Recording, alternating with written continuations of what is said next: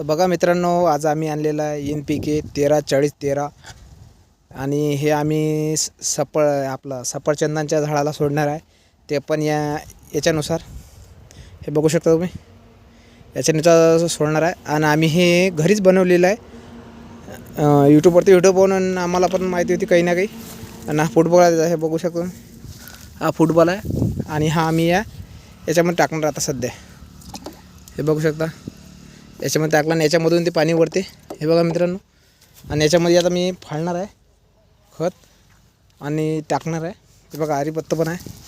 इथंच मोटर आहे. मोटर चालू केल्यानंतरच आम्ही त्याला सुरुवात करणार आहे.